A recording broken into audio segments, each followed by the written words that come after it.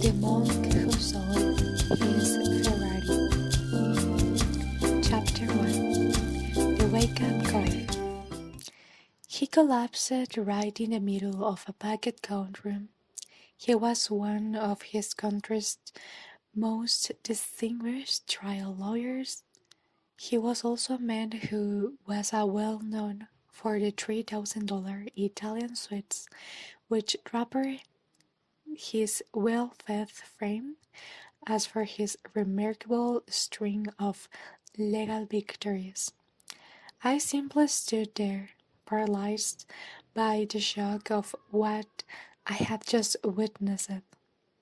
The great Julian Mantle had been reduced to a victim and was now squirming on the ground like a helpless infant, shaking and shivering and sweating like a maniac.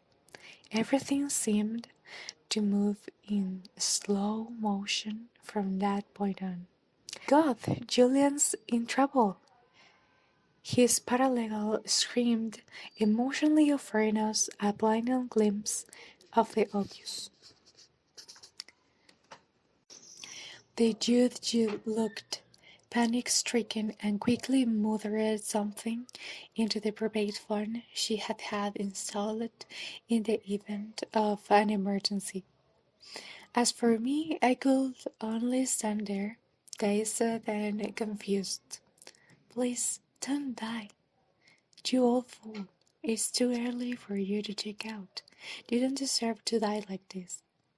The bailiff, who earlier had looked as if he had been embalmed in his standing position, leapt into action and started to perform CPR on the fallen legal hero. The paralegal was at his side, her long blonde curls dangling over Julian's ruby-red face, offering him soft words of comfort, words which he obviously could not hear. I had known Julian for 17 years.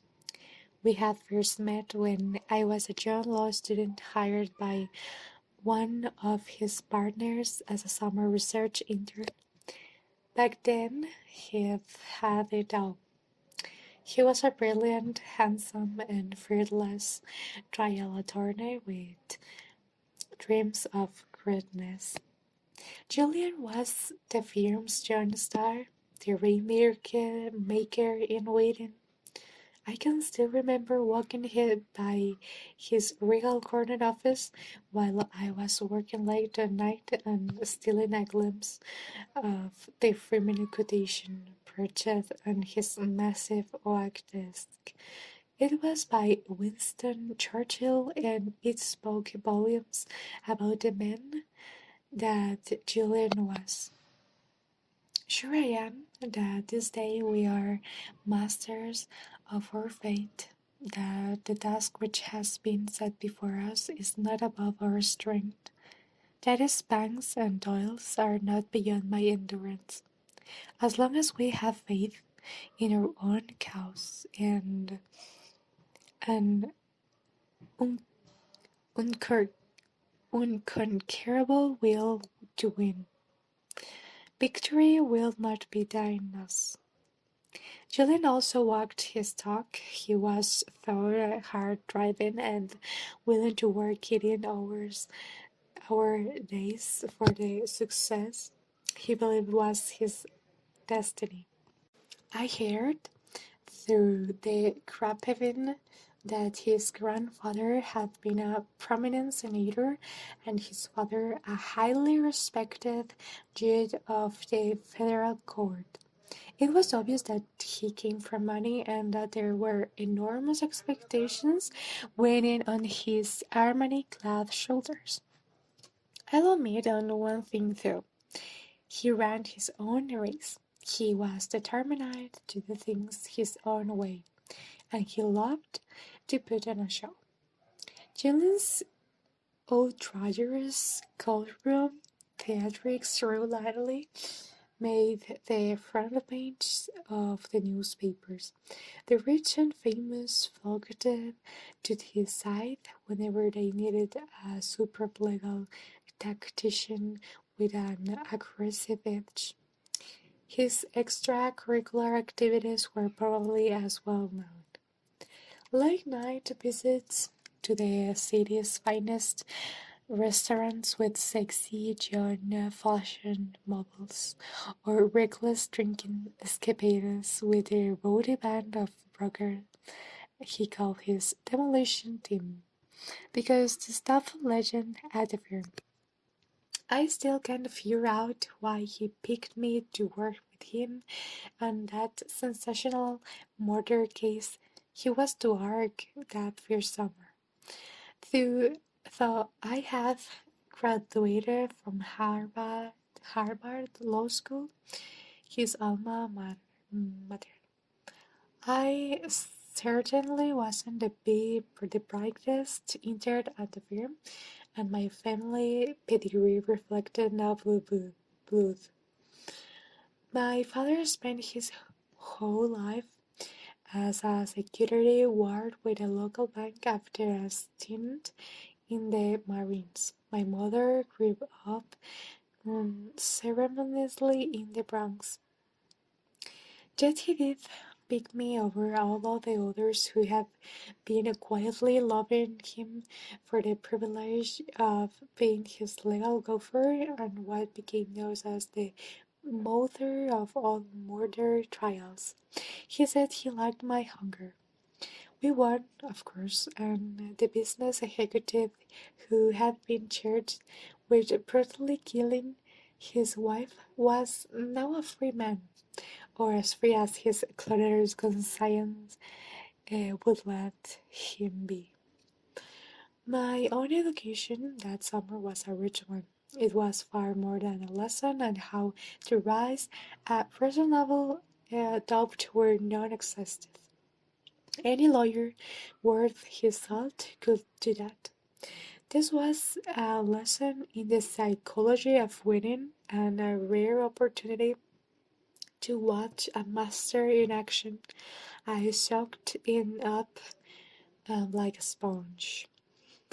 At Julian's invitation, I stayed on at the firm as an associate, and a lasting friendship quickly developed between us.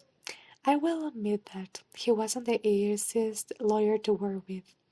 Serving as his junior was often an exercise in frustration, leading to more than a few late night shouting matches.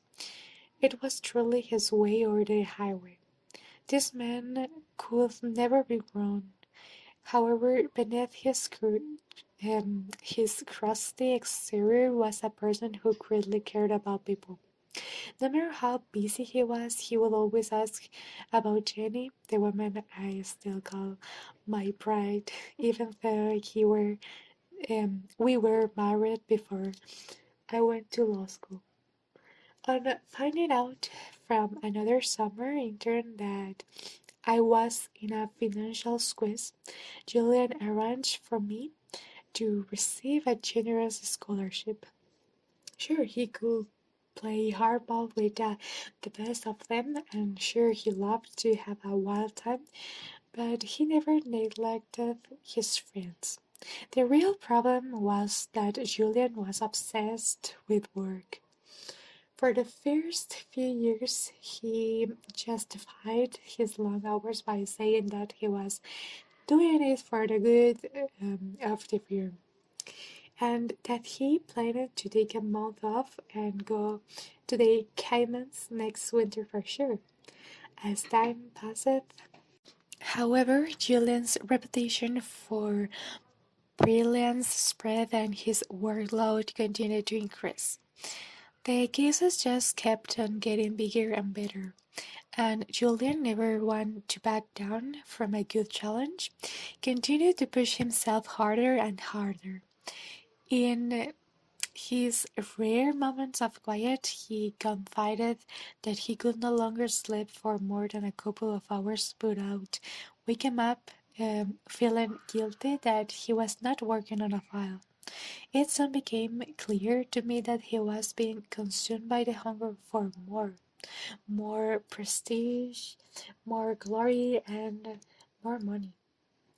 As expected, Julian became enormously successful. He achieved everything most people could ever want: a stellar professional reputation with an income in seven figures, a spectacular mansion in a neighborhood favored by celebrities, a private jet, a summer home on a tropical island, and his prized possession, a shiny red Ferrari parked in the center of his driveway.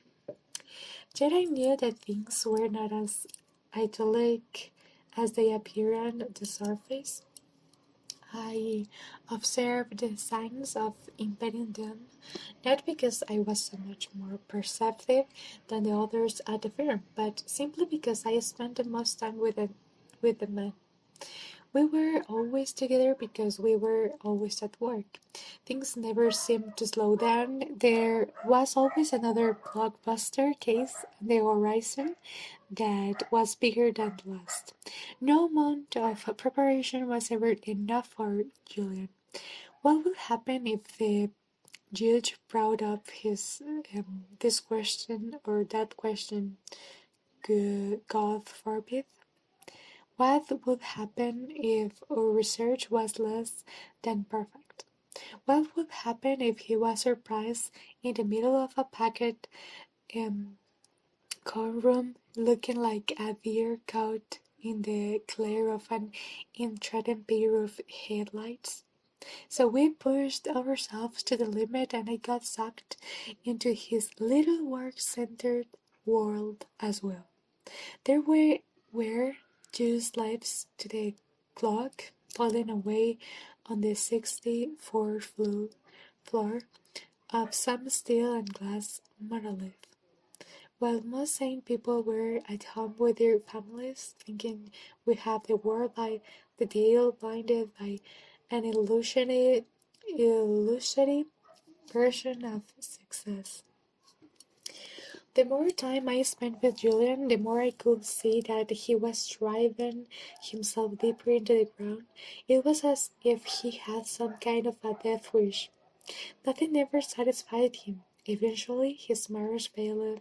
He no longer spent with his father, and though he had every material possession anyone could want, he still had not found whatever it was that he was looking for.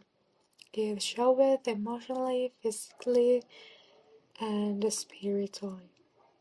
At 53 years of age, Julian looked if he was in his late 70s. His face was a mass of wrinkles, a less than glorious tribute to his take no prisoners approach to life in general, and the tremendous stress of his out-of-balance lifestyle in particular. The late-night dinners in expensive French restaurants, smoking thick Cuban cigars, and drinking cognac after cognac had left him embarrassingly overweight. He constantly complained that he was sick and tired of being sick and tired. He had lost his sense of humor and never seemed to laugh anymore. Julian's once enthusiastic nature had been replaced by a deathly somberness. Personally, I think that his life had lost all sense of purpose. Perhaps the saddest thing was that he had also lost his focus in the courtroom, where we would once tussle, and all those present with an eloquent and airtight closing argument. He now droned on for hours, rambling about obscure cases that had little or no bearing on the matter before the court, where once he would react gracefully to the objections of opposing counsel.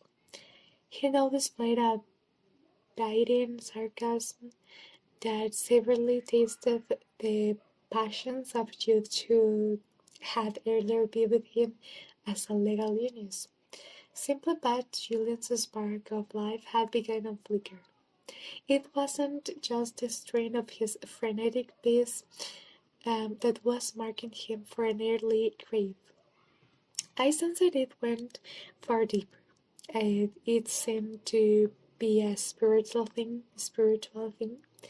Almost every day he would tell me that he felt no passion for what he was doing and was enveloped by emptiness. Julian said that as a younger lawyer, he really loved the law, even though he was initially pushed into in it by the social agenda of his family. The law's complexities and intellectual challenges had kept him spellbound and full of energy. Its power to effect social change had inspired and motivated him. Back then, he was more than just some rich kid from Connecticut. He really saw himself as a force for good, an instrument for social improvement who could use his obvious gift to help others. That vision gave his life meaning. It gave him a purpose, and it fueled his hopes. There was even more to Julian's undoing than a rusty connection to what he did for a living.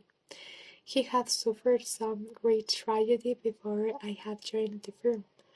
Something truly unspeakable had happened to him, according to one of the senior partners, but I couldn't get anyone to open up about it. Even old man Harding, the notoriously loose-lipped managing partner who spent more time in the bar of the Ritz-Carlton than in his embarrassingly large office, said that he was sworn to secrecy, whatever his deep, dark secret was. I had a suspicion that it, in some way, was contributing to Julian's downward spiral. Sure, I was curious, but most of all, I wanted to help him. He was not only my mentor, he was my best friend. And then it happened.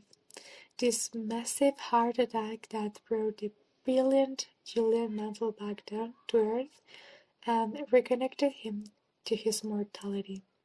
Right in the middle of con room number 7 on a Monday morning, the same con room where we had won the mother of all murder trials.